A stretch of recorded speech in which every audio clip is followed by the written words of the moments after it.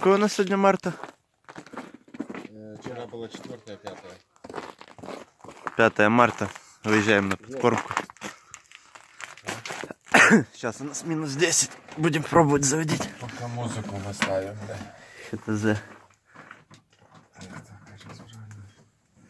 242К. Давай брось эту музыку. Ну что музыку? Блядь, он без музыки заводиться не может.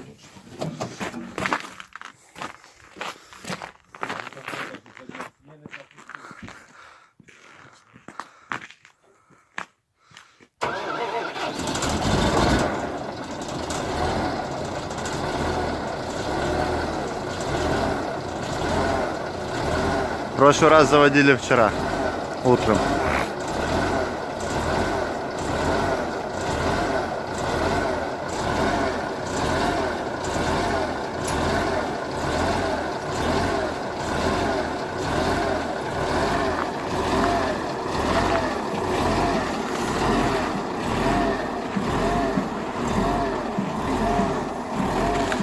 Так вот он у нас заводится.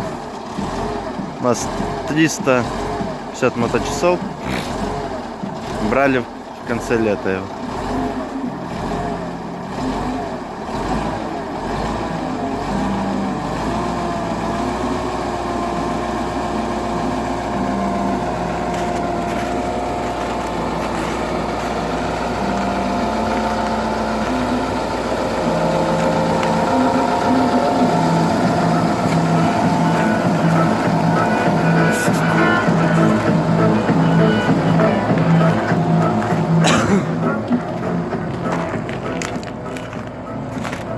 Вот такой вот красавчик.